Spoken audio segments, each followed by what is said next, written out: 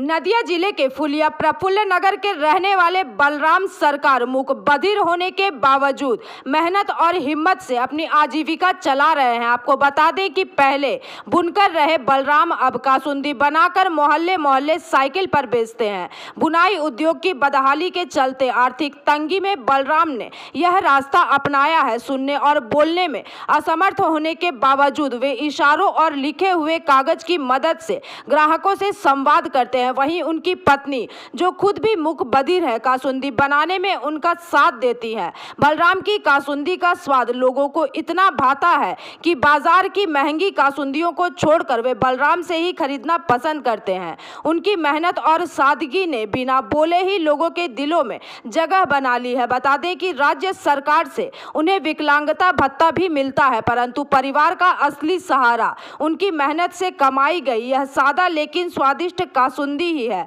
बलराम आज समाज के लिए एक प्रेरणा बन गए हैं।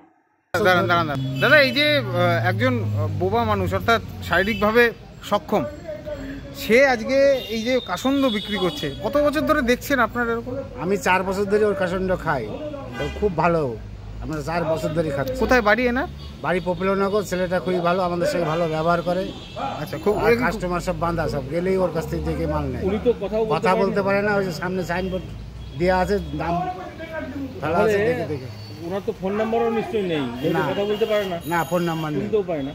তাহলে আপনারা যদি পুনরায় দরকার হয় কিভাবে যোগাযোগ? দাদা এই যে উনি যে কথা বলতে পারেন না, তারপরে এই যে কাসন্দ বিক্রি করে, সেক্ষেত্রে বেচা কিনায় কোনো রকম অসুবিধা হয়? না না না, বেচা কিনা অসুবিধা নেই। ও আমরা সাইনবোর্ড দেখেই টাকা দিই, ও সেইভাবে দামটা নিয়ে নেয়।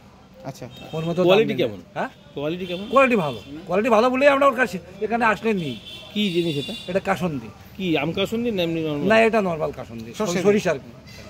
মানে একটা রকমই থাকে না? একটা না, একই রকমই করে। তো আপনাদের প্রয়োজন যদি মাঝখানে হয় কিভাবে পাবেন? ও সপ্তাহে সপ্তাহে আসে। কোন স্কুলে? আমি 10-এ পড়ি, বিদ্যামন্দির স্কুলে। আচ্ছা, এটা ইনি যে কাসন্দি বিক্রি করেন ইনি কে হন? আমার বাবা হয়। আচ্ছা, উনি কি জন্ম থেকেই কথা বলতে পারেন না এরকম? হ্যাঁ, জন্ম থেকেই পারেন। তোমাদের ঠাকুর দাদা বা দিদা কোথায় থাকেন তারা? আমাদের সাথে থাকে। আচ্ছা, ঠাকুর দাদা নেই, আমার ঠাকুমা আছে। ঠাকুমা আছে। পরিবারে কতজন? পরিবারে 5 জন। তো তোমার বাবার উপরে তো সব নির্ভরশীল। হ্যাঁ। বাবা এর আগে কি কাজ করতেন? এর আগে তাঁত বোনাতো। তো সে তাঁতের পরিস্থিতি খারাপ হওয়ার জন্য কাসন্দি বিক্রি করে। কতদিন ধরে বিক্রি করছে? আমাদের এটা ঠাকুর দাদার থেকেই করে আসছে। ঠাকুর দাদা এই কাজ করতেন? হ্যাঁ। আর এই নিজেই তৈরি করে? হ্যাঁ। তোমরা কি সহযোগিতা করো সেটা?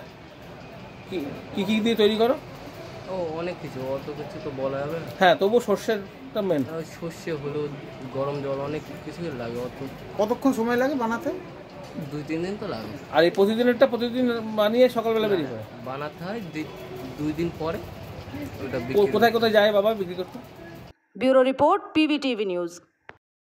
नियमित अपडेट एवं दुनिया भर की ताज़ा खबरों के लिए हमारे फेसबुक पेज को फॉलो एवं यूट्यूब चैनल को सब्सक्राइब करें। রানীগঞ্জ শহরের NSB রোডে অবস্থিত সুসজ্জিত এবং মনোরম পরিবেশে অতিথিদের পরিষেবার জন্য তৈরি অতিথি in hotel and restaurant. Hotel অতিথি ইন পরিষেবায় থাকছে অত্যাধুনিক সুবিধাযুক্ত এসি রুম।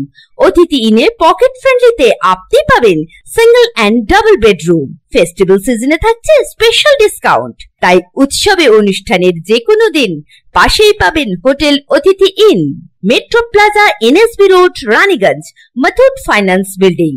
যোগাযোগ করুন এই নাম্বারে 7872933666 এবং 9434133666।